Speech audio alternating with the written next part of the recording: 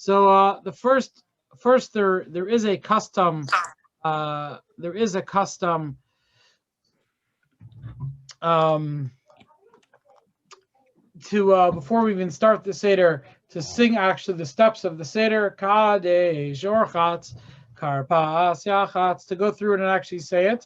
And one of the reasons, and actually one of the reasons why the seder is called the seder, is because for to realize that there's a seder to things, there's an order to things. This is not just haphazard. This we actually have a order to things, and it's also supposed to be a broader lesson that there's an order to things in life also. Sometimes we think life is crazy. Sometimes we think that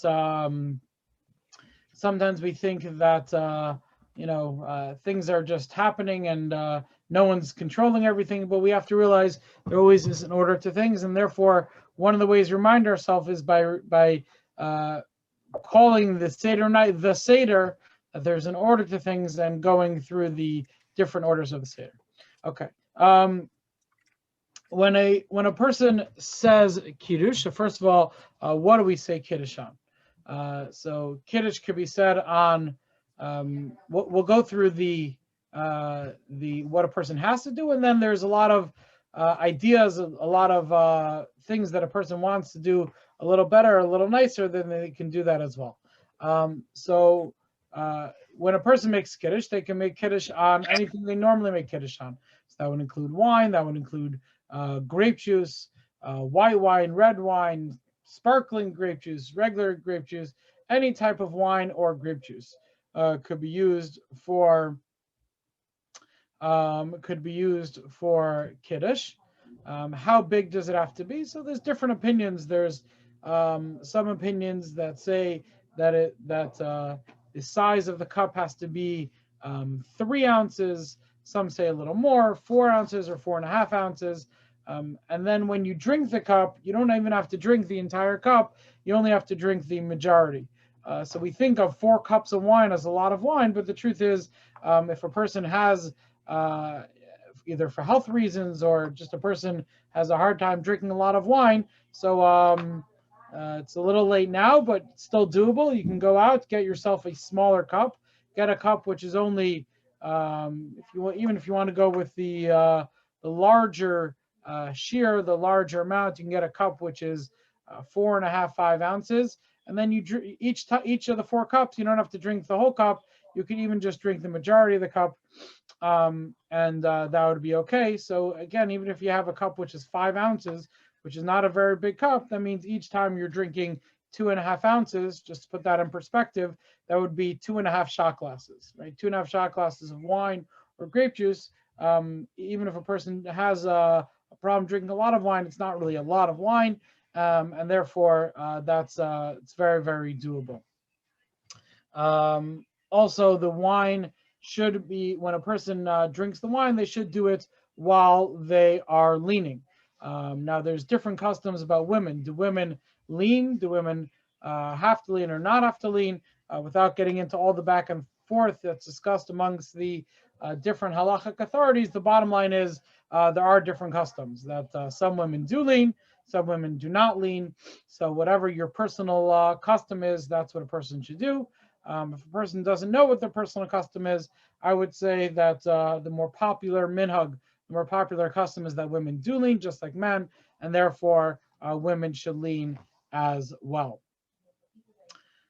Um, in terms of sitting or standing for Kiddush, it would be the same that you do for a regular Yantiv and a regular Shabbos. The only major difference between this Kiddush and a regular Kiddush is that many people have a custom that normally when you say Kiddush at your Shabbos meal or Yantiv meal, that only the person leading, only the person leading the meal, the husband usually makes Kiddush, but many people have a minhag that by the Seder, everybody says Kiddush. They would all say Kiddush together. But again, this is all these are all just customs, and whatever a person is normally accustomed to do, they should continue to do that.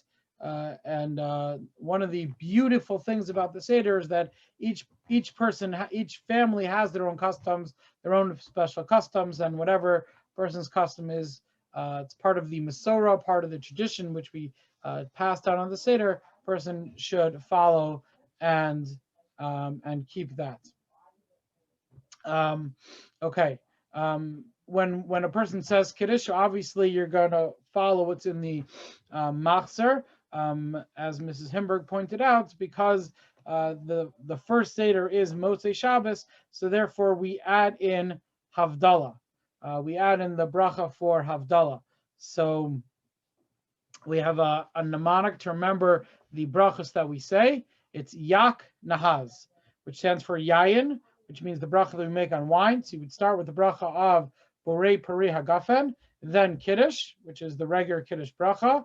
Then Ner, you make a bracha Borei Marei Eish that you normally make by Havdalah. Then you make the bracha of Havdalah, Ma'avdal Ben Kodesh Tachol, and then you make the bracha of Zman, which is the bracha of Shachianu. So again, all you have to remember is Yak Nahaz, Yayin Kiddush Ner Havdalah Zman. When you have the when you make the bracha on the candle, either you should have some kind of Havdalah candle lit. The problem with that though is that if you have a Havdalah candle lit, you can't blow it out, so you'd have to just let it burn down. The other thing you could do is if you have your Yantif candles, so you could just take two candles, hold them together. Havdalah candle has to have 2 wicks, so as long as you hold the two candles together, then that would also work as a Havdalah candle. Women who lit their Yantif candles, and they said Shechianu when they lit the Yantif candles, should not say Shechianu again during Kiddush, even if they are saying, right, so if just the husband saying Kiddush, it doesn't really matter. But even if everybody is saying Kiddush, if a woman lit Yantif candles and said Shechianu, they would not repeat Shechianu again during Kiddush. If a person forgot to make Havdalah, let's say a person just said the regular Kiddush, so then they would add in all the additions for Havdalah when they drink the second cup of wine. So after we finish Magid, we drink the second cup of wine, and at that point, if you forgot to make Havdalah during Kiddush, you can add the additions for Havdalah in then. When a person says the Shechianu, either when they're lighting the candles or when they're making Kiddush, that they should have in mind that bracha Shechianu is going on the mitzvah of eating the matzah and the mitzvah of eating the maror as well. Okay, that is Kiddush, and again, a person should drink the majority of the cup. Really, no matter how big your cup is, you should always drink the majority of the cup. So therefore, if you don't want to drink that much wine, make sure to get yourself a smaller cup. Okay. Orchatz, we wash our hands. This is in preparation for the karpas. We wash our hands like we normally wash our hands for bread. The only difference is that we don't make a bracha. We don't make the bracha of al netilas yadayim. But just like when we wash for hamotzi, just like we want to wash for our bread, we wash and then we don't talk until we have the bread.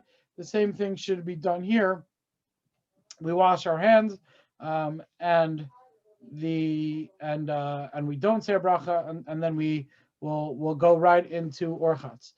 Because we're supposed to be like kings, so different. Again, these are not obligations; these are customs. But some people have a custom that, especially the person leading the seder, so he shouldn't get up to go to the kitchen to wash his hands, but the water should be brought to him. Some people, all the adults in the room, will have someone bring the water to them. Each person could do it according to his custom. In addition, some people, even for the wine, they don't pour the wine themselves, they have someone else pour the wine. Now, even though you might end, if you, let's say you have two people at the Seder, you might end up pouring for each other. So if you and your wife are there together, you pour for your wife, she'll pour for you. So, if your king is neither of you should be pouring, but still, even though you're pouring for someone else and they're pouring for you, it's still just another way of showing freedom, and therefore that's why some people have this minhag. Again, it's only a minhag, it's only a custom, and therefore it is not obligatory. But if people have that minhag, it's definitely something that they should follow. Okay, next we move on to karpas. Um, karpas is we take any vegetable, and we dip it into salt water. Different people have different customs. Which vegetable really doesn't matter. Which vegetable should be a vegetable that's borei pri hadama. Any vegetable you say hadam on. So common ones are celery or radish, parsley, potato, carrot. Um, not necessarily a significance to these vegetables, but again, it should be anything that has a bracha of hadama. I've actually even heard of people using bananas for karpas. Some people are very strict that they only do what their father did and his father did. They have very specific customs, but again, really a person could take any vegetable that they want. They dip it in the salt water. They say berei pri hadama, and then they eat it. Because there's a question on whether you should say a hadama when you have the marar. The marar is also something that grows from the ground, but because it's a question whether that requires a bracha, therefore many people have a custom when they say the hadama on the karpas, they have in mind that this will cover the marar as well, and then they do not make a bracha of hadama on the marar. Even if a person is hungry and they know they're not getting matzah for a while, still a person should not have more than a kazayas, more than the size of an olive of whatever vegetable they're going to have, because there is a dispute whether a person should say a bracha achrona and after bracha, and the way to get out of that dispute would be to have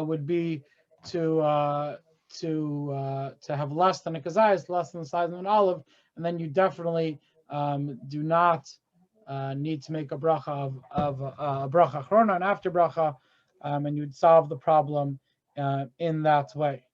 And also, the general custom is not to lean while a person's having karpas, because one of the ideas behind karpas, we dip the vegetable into salt water, which reminds us of the tears of the Jewish people. Therefore, because it's more of a sad thing, therefore we do not lean while we're eating that. We only lean when we're doing things which show cheres, which show freedom. Okay. After karpas is yachatz. Yachatz is you take the middle matzah. Person should have 3 matzahs in front of them. You take the middle matzah, you break it into 2, and you put the larger piece away for later. There's a custom to wrap it up, either in a some kind of afikomen bag, or even just wrap it in a napkin. And that's because one of the reasons for that, it says that when the Jewish people left Mitzrayim, they had their bread wrapped. So therefore, to remind us of that, many people have a custom to wrap the afikomen. There's many other customs as well. Again, all these customs are beautiful, and each person should keep his customs. So, for example, there are people who have a minhag, who have a custom to take the matzah and put it on their shoulders and walk around the room. Many of the things we do at the Seder are there to help us stay involved, stay interested, and stay engaged in the Seder as much as possible. Okay. After that, we move on to Magid. We're not going to go through all the different steps of Magid, but just to highlight a couple of points. First of all, one of the main themes of Magid is with that we a lot of the things that we do, we ask in the form of a question. Most famously, we ask the Manashtana, we ask the 4 questions, and that's actually a halacha from the Mishnah. The Mishnah says that a person should be asking questions, and the Gemara, I've mentioned this in the past, the Gemara points out that even a person who's having a Seder by themselves should also ask themselves questions, which at first glance seems like a very strange thing. But the truth is, it's if a person wants to stay engaged, especially if you're having a Seder by yourself or with a small group of people, sometimes it's harder to stay engaged. You're more tempted just to just run through the entire Seder. But the Haggadah is it's a beautiful book. Not a beautiful book. It's put together beautifully. There's so much depth to it. There's just look at all the Haggadahs that came out with all the different beautiful commentaries on the Haggadah, and because it's something that we've said so many times, we sometimes take it for granted. But if you actually stop and think about it, you can see some of the beauty and some of the depth in it. It's something I do. Whenever I'm learning, I try to learn not just and get the basic idea, but I try to, even if I'm learning by myself, to try to delve in and think about it critically. And I think that's what it means to ask questions, is to really stop at every point in the Seder and say, well, what is this paragraph coming to teach us? What is this paragraph coming to teach us? And as I mentioned the other week, when you actually stop and go through the Seder and you ask critical questions, I think it becomes much more interesting. It really causes you to think, and it can really change your Seder experience. Even just to do a simple thing like ask yourself, why does this paragraph come after this paragraph? Why does this paragraph come after this paragraph? If a person does that, then I think it will really change their Seder experience. Instead of just reading through it, not really understanding it, if a person actually stops and tries to understand it to the best of their ability and ask those critical questions, like I said, it really changes your experience. The Haggadah could be read in any language. In fact, if a person is going to read it in Hebrew and have no clue what it means, I would actually encourage a person either to read it in the Hebrew but then to look at the English, or just read it in the English. There's no mitzvah. It's not like Torah reading, which has to be done in Hebrew. It's not like reading the Megillah, right? The point is to say over the story, and therefore it's more important that the person understand it than to say it over in the original language that it was written. So there's many English Haggadahs out there, and therefore, if a person does not understand what they're saying, at the very least, to after you read in the Hebrew, to look at the English, but a person could definitely read it in the English as well. That's definitely okay. There's many different ideas. There's many different concepts which again come from very early sources, from the Mishnah and the Gemara, about things that we're supposed to do at the Seder. So we'll discuss some of them, but then we'll also discuss what's the very minimum, especially for people who have little children and are people who are involved in preparing for the meal. So they're not always able to sit at the table the entire time. So sometimes they're able to kind of catch up. But we'll go through what's the minimum that if a person can't sit there, a person's impatient, a person for whatever reason can't go through the whole Seder, what is the minimum that they need to do? Okay, so some of the some of the concepts that we're supposed to be focusing on in the Seder. One of the things that the Mishnah says is that we're supposed to be mascha b'genos u'masayim mishvach. That means that we don't only talk about the salvation, we also talk about the slavery as well, or we don't only talk about the good that came out of the good times, we also talk about the bad times. And the Gemara gives two different explanations what that means.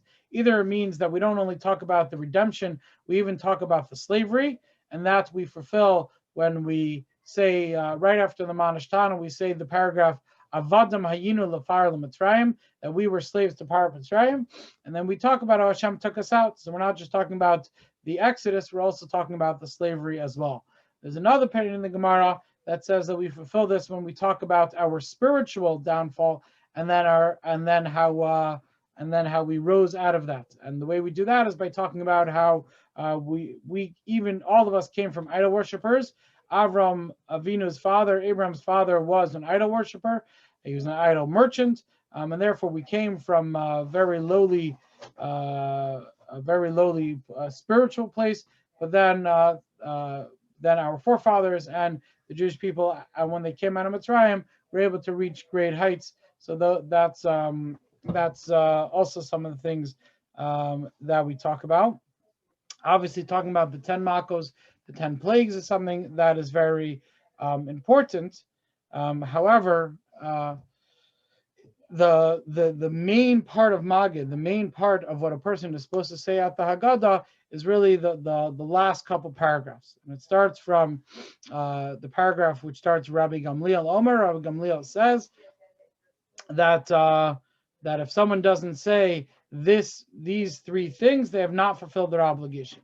So because that's what Rabbi Gamliel says, Rabbi Gamliel is basically telling us that the minimum that a person has to say to fulfill their obligation, it's a biblical obligation, the obligation of Sipur Yetzias Mitzrayim. There's a biblical obligation to say over at least part of the story about how we came out of Mitzrayim.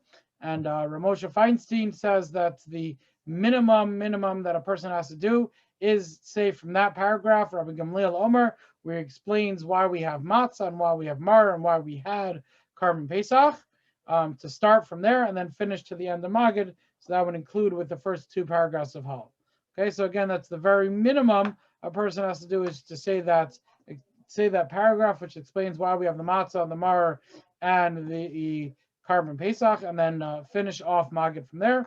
But again, the more a person could do, the more, as we say in the Haggadah itself, kalamar b'lesaper b'siyas Mitzrayim hareza meshubach. The more we talk about the Exodus from Mitzrayim, the better it is. So the more the better. More is definitely better here. But again, the absolute minimum is to say that paragraph of Rabbi Gamliel and to finish Magid from there. Okay, moving right along. After Magid, we conclude Magid with the two paragraphs of Hal. Then we drink the second cup. Again, we say Borei Pri Hagafen on that. And then we move on to Rachza, which is washing our hands. Here we wash our hands like we do for bread. And here we do make a bracha.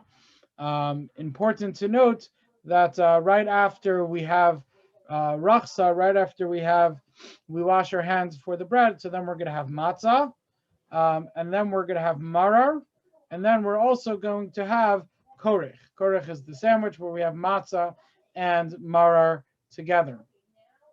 Now, the Gemara discusses how it goes into the more detail. We're not going to get into all the details now, but basically the Gemara says that because there is an opinion that you should have the matzah and the mar together, so that's why there's an opinion that you shouldn't have the matzah and mar together, an opinion that you should. And therefore, we do both. We first have matzah separately and then mar separately, and then we have matzah and mar together. However, because there is an opinion that that's actually the preferred way to fulfill your mitzvah of eating matzah, so therefore, ideally, once a person says a bracha, washes and says the bracha on the matzah, they shouldn't pause between there and when they finish the korech sandwich. They shouldn't talk unless they're talking about, past the mar, past the matzah, past the charoses, because the bracha that we say on the matzah could technically go for the korech as well. Therefore, a person should ideally not talk between when they first wash and until they finish korech, unless again they're talking about what they need to do. How much matzah should a person have? I'm just going to share my screen here. Hopefully, if a person is making a seder, hopefully they have one of these charts in some way, shape, or form. If not, when I send out the email with all the yontif times, I'll make sure I include this as well. You can very easily print it out. It also has the measurements on it, so you could also just take a ruler and make this yourself. But basically, when a person has matzah, they should have a matzah that's 7 inches by 6.25 inches. and that's both for the matzah and for the afikomen. The reason why that's more of a biblical mitzvah, therefore we have a bigger shear. Korech is only really a custom, therefore we have a smaller shear, a smaller amount, and for there the amount of matzah you need to have is only 4 by 7, not 6.25 by 7. When we get to the mar also, so when you have if you're having romaine lettuce, you should fill up a space which is 8 by 10 of the mar, and over here it also has when you're having if you're having horseradish, so then you should eat a little more than an ounce, 1.1 ounces of horseradish. That would be a kazayas. That would be the size of an olive.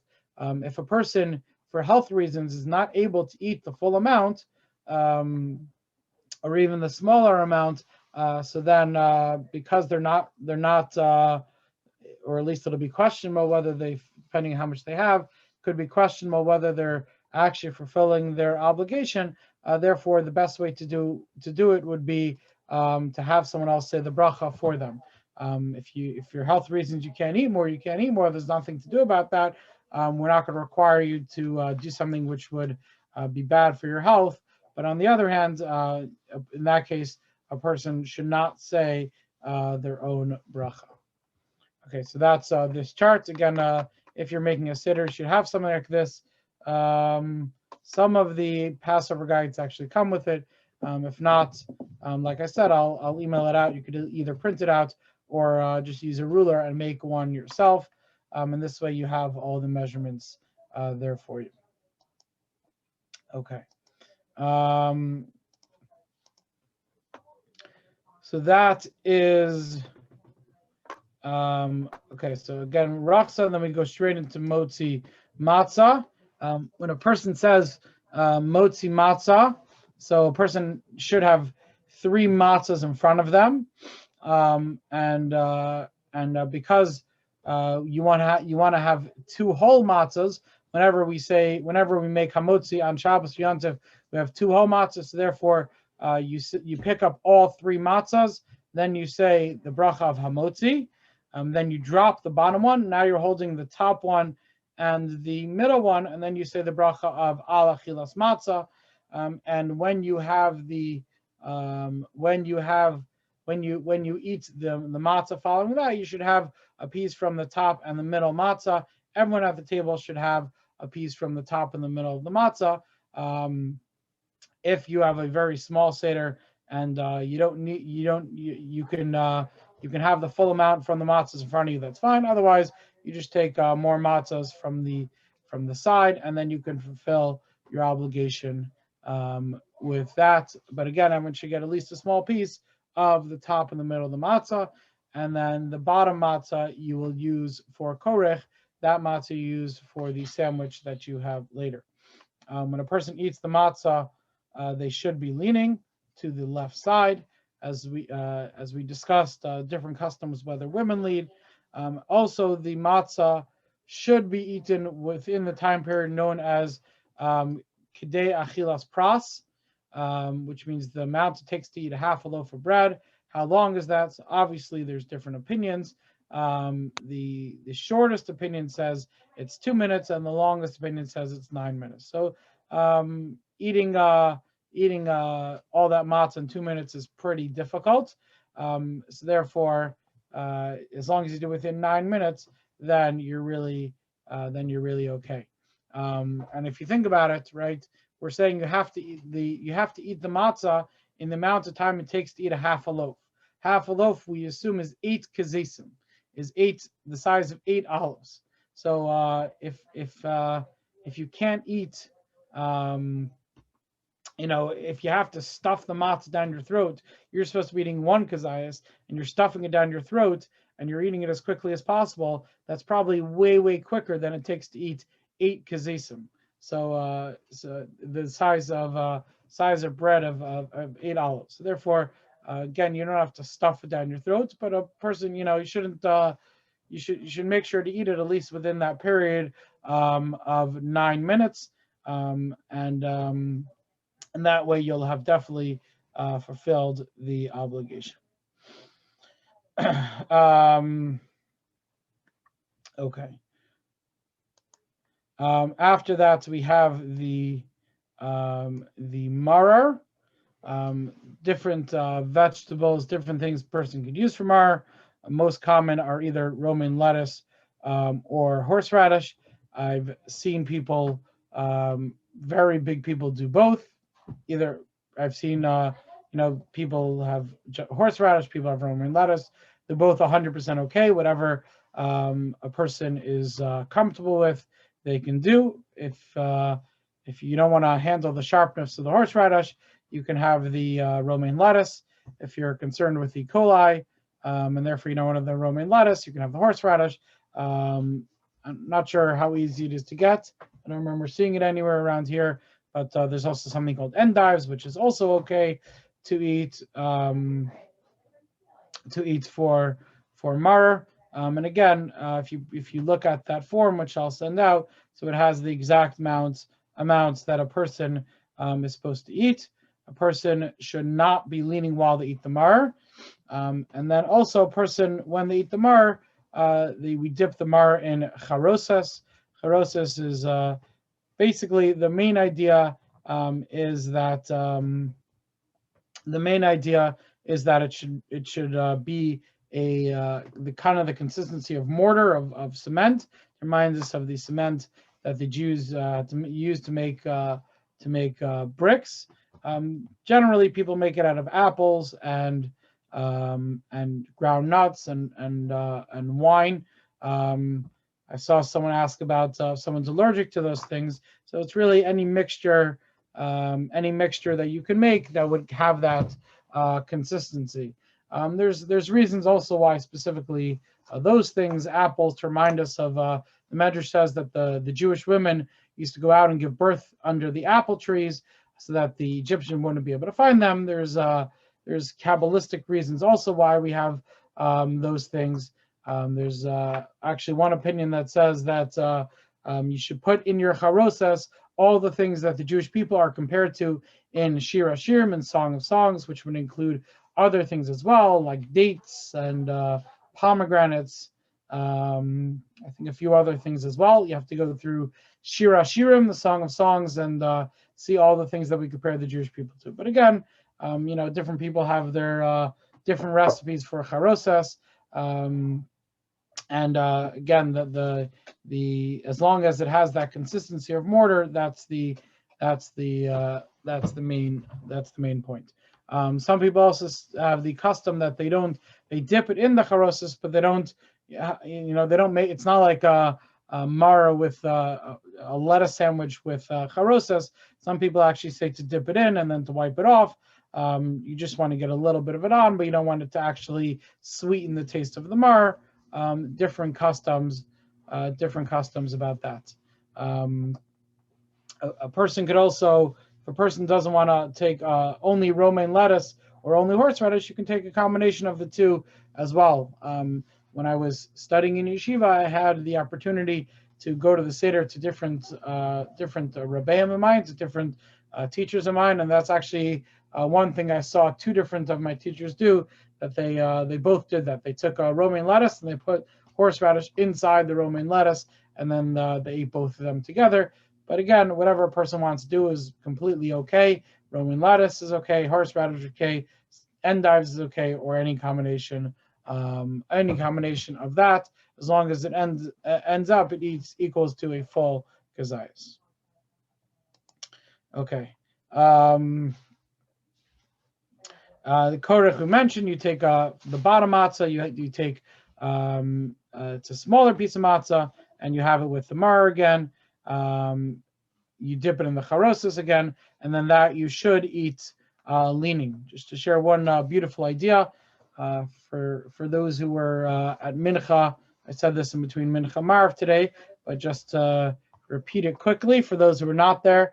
I always understood that why do we lean when we have the korech? Right? You're supposed to lean when you have the matzah. You don't lean when you eat the mar. So korech is both. So do you lean or do you not lean? So the halacha is that you do lean. So I always understood that. Well, because you're having the matzah and you have to lean while you have the matzah. So then if you're having both together, then you lean. But I just heard a very beautiful idea. Is that when we eat the maror, right? When we eat the bitter herbs, one of the things that we're supposed to remember is that even when things are bitter, even when things are maror, the truth is if we remember that everything's really from Hashem, that means every situation that we're in is really from Hashem. So then that should really tell us that even though it seems bitter, it seems bad, it's not really bad, it's really good. Everything comes from Hashem, and therefore everything is really good. How do we make it that even the maror, even the bitter things are not so bitter? By having emunah, by having faith in Hashem. And matzah is known as the bread of faith. So therefore, when you take the maror, when you take the bitterness, and you wrap it in matzah, you surround it by matzah, you're saying, this seems to be bitter, but I have faith in Hashem. When you have faith in Hashem, then even the bitter things become not bitter. So why do we lean when we have the korech? Because when you take and you look at the mar from the perspective of someone who has emunah, someone who has faith in Hashem, then even the mar becomes not bitter anymore. Even the mar becomes something which is sweet, because we remember that it's all from Hashem, and therefore that's why it's appropriate to lean when we have the korech, because you have the marar, the bitterness, surrounded by faith in Hashem, and that takes away the bitterness because we know it's all for the best. Okay, that's korech. Then we have shulchan aruch, which is basically a regular yantif meal. Some people have a custom to have a hard-boiled egg and salt water in the beginning of the meal. People have many different customs.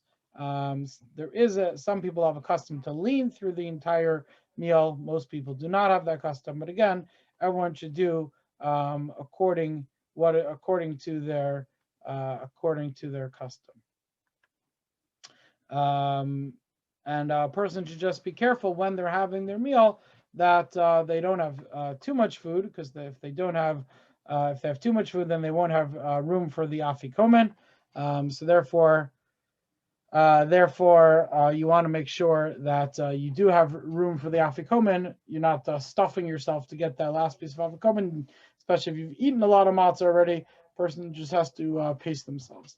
The only other thing about shulchan aruch is that the custom is not to have any roasted foods at the seder, because if someone has when we had a Beis Hamikdash, we brought the carbon Pesach, and the carbon Pesach was roasted, but we don't have a Beis Hamikdash today, and therefore we don't bring the carbon Pesach. We don't want anyone to think that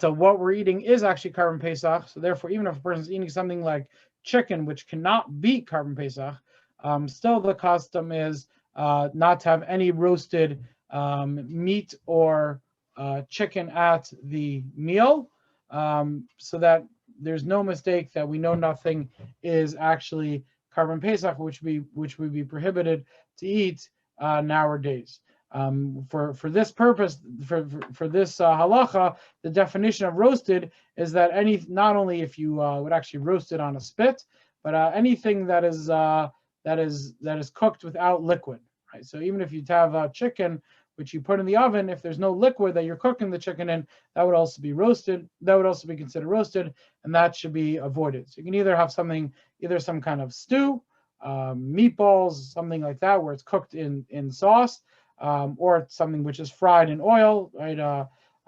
Schnitzel or something like that. All these things would be okay as long as they're roasted, or as long as they're fried or cooked in some kind of liquid, they're okay. But a person should avoid all roasted foods, meaning all foods that are cooked without liquid, on the night of the Seder. Okay. After Shulchan Aruch, we have Tzafon, which is to eat another kazayas, another piece of matzah that should be done while a person is leaning. And And that should be done before chatzos. That should be done before halachic midnight. We'll put that time in when I send out the calendar. I'll put out halachic midnight because the matzah should be eaten. Even that last piece of afikomen should be eaten before midnight. And once a person eats the afikomen, they shouldn't eat any other food after the afikomen, besides for the 2 cups of wine that they're going to drink after that. Okay, so after they have that, then they bench, regular benching, except everyone has a cup of wine or grape juice in front of them. After they bench, we say Brei Piragafen, and we drink that wine. And then we have after that we pour the 4th cup of wine, and that's when we say we finish halal. If you have more than one person at the seder, or if you have more than 2 people at the seder, really, if you have 3 people at the seder, so then the parts of halal which in Shol are normally said responsibly, Hodul Hashem Kitov Kilo Lam Chasto, and Ana Hashem Oshiana. Those should be said responsibly at the Seder. If a person does not have more than 2 people, 1 or 2 people, so then you would just say them straight like you normally do. And then after Hal, you drink the 4th cup, and you say the Bracha Achrona on the 4th cup. And then finally we come to the last part of the Seder, which is Nirtza, which are different songs. We don't have time to go through them now, but a lot of the songs, we just tend to sing and not really think about, especially at this point of the Seder. We're pretty tired, and maybe some people are rushing through it just to get to the end to go to sleep. But if a person actually looks into some of the commentary on these songs, they're actually very, very deep mystical songs. There's a lot of lessons we can learn from them, from Chagadia and Echad Miyodea. I was studying this with my class at Torah Day School, or my classes at Torah Day School, and for both Chagadia and Echad Miyodea, we came up with I think like 5 different explanations for each of those songs and why we sing them and what they have to do with the Seder. So there's especially if you have a Haggadah with commentary, I think for all the parts of the Seder, it's really a good idea to go through it and spend time on it, and try to get a deeper understanding, and try to engage yourself as much as possible. And that's the bottom line, is that we don't want the Seder to be just something we do out of habit. It's something that we're used to, so we just run through. A person, again, whether they're by themselves, whether they're with other people, should try to engage as much as possible, should try to keep themselves interested and discuss and think about it and make it interesting for themselves. Takes a little bit of preparation sometimes, but a person should make it as interesting as possible for themselves. And then if they do that, then they can have a very spiritual experience, a very uplifting experience, and something which really inspires you and gives you a deep love of emunah, of faith, for the if you I saw today one of the commentaries says that it's kind of like the power up, right? If you're playing like a video game and your life is low, so you need to go get a power up. This is our power up. This is how we power up, and then it's supposed to inspire us and carry us throughout the year.